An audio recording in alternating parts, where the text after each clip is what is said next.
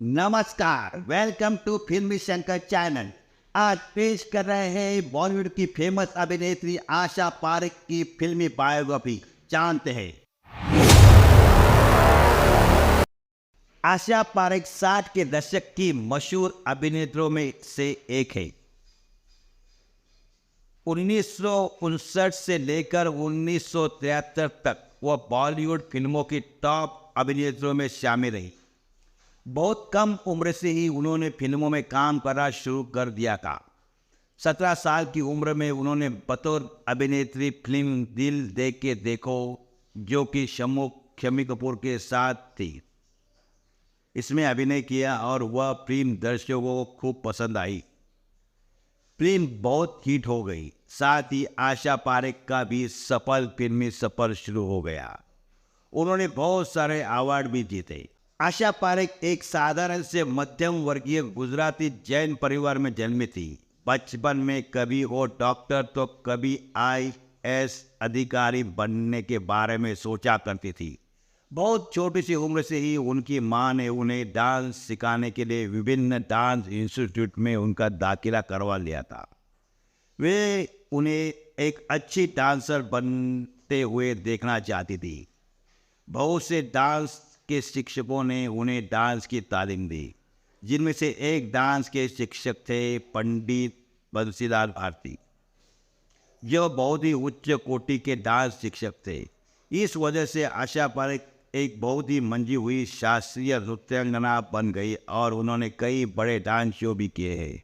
वे विदेशों में भी अपना नृत्य का जलवा दिखा चुकी है। आशा पारेख अब भी बहुत सक्रिय है। वह एक डांस एकेडमी भी चलाती है जिसका नाम है काराफन। आशा पारेख बहुत ही खुश मिजाज और जिंदा दिल इंसान है। वे बहुत ही उदार प्रवृत्ति की है।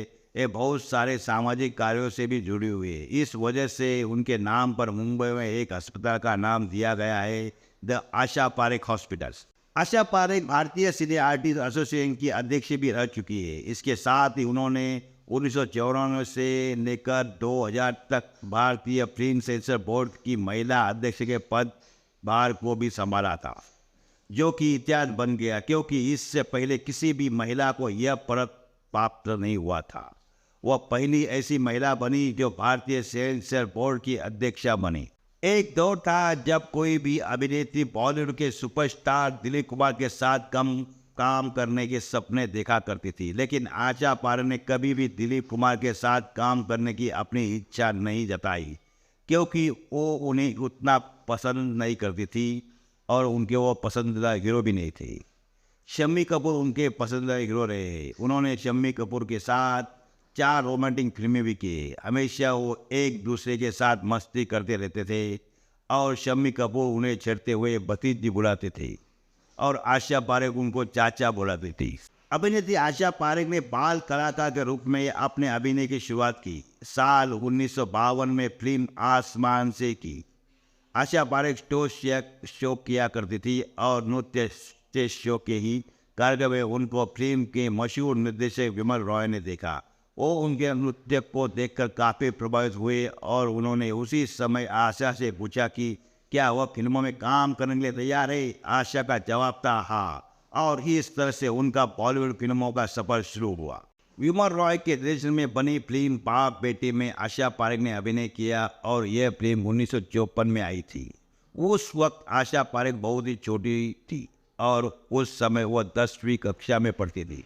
यह फिल्म बहुत ज़्यादा नहीं चली और आशा को निराशा हाथ लगी।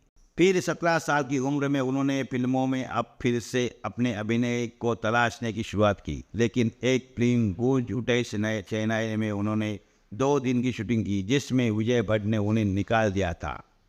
विजय भट्ट ने उन्हें लेने से मना कर दिया। साथ ही उन्होंने आशा के बारे में ये भी कहा कि वो हीरोइन नहीं बन सकती क्योंकि वो इस काम के लायक नहीं है। जबकि बाल कलाकार के रूप में चैतन्य महाप्रभु में उन्होंने विजय के साथ काम किया था, फिर भी उन्होंने हार नहीं मानी और अपनी कोशिश को जारी रखा और उन्हें सफलता भी मिली।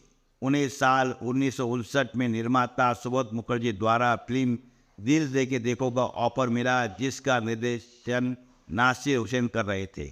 यह फिल्म उस समय की हिट रही और आशा पारेख फिल्म इंडस्ट्रीज में सफल अभिनेत्री बन गई। फिर उनकी सफलता का दौर चल पड़ा। आशा पारेख ने कुल मिलाकर 90 फिल्मों में काम किया है। उनकी फिल्मों के नाम हैं जब प्यार किसी से होता है, घराना, छाया जो कि साल 1961 में आई थी, फिर वही दिल लाया हो, मेरी सूरत तेरी आंखें, भरोसा, बिन बादल बरसात जो कि साल 1963 में आई, बहारों के सपने, उपकार जो कि साल 1967 में आई, प्यार का मौसम, साजन, महल, चिराग, आया सावन झूम के जो साल 1969 में आई, फिर आई कारवा, नादान, जवान मोहब्बत, ज्वाला, मेरा गाँव मेरा देश जो कि 1971 में आई थी। इस तरह से आशा पारेख ने फिल्मों की लाइन लगा दी थी। आशा पारेख ने कई बड़े निर्माता और निर्देशकों के साथ काम किया। इसके अलावा आशा पारेख ने कई सीरियलों का निर्माण भी किया है जिनके नाम है पलाश के फूल, कॉमेडी सीरियल दाला में काला, और इसके साथ ही बाजे पायल, कोरा ताजा जैसी सीरियल को भी बनाया है। इन सब के अलावा आशा पारेख ने गुजराती, पंजाबी और कन्नड़ फिल्म में भी काम किया है।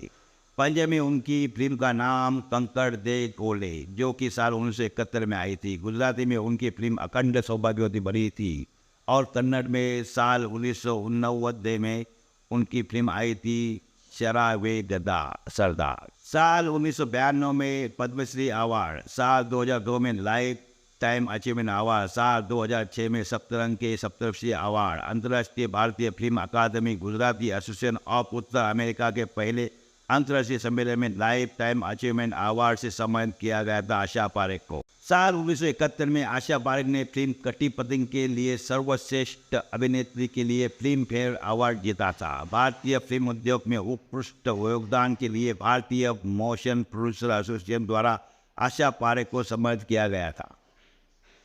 जब आशा पारेख सेंसर बोर्ड की अध्यक्ष थी तब उन्होंने कई मौजूद फैसले भी दिए। बहुत सारी फिल्मों को उन्होंने साफ सुथरी नहीं होने की वजह पास नहीं होने दिया, जिनमें एक फिल्म थी शेखर कपूर की एलिजाबेथ, जिसको लेकर थोड़ी बहस जरूर हुई थी।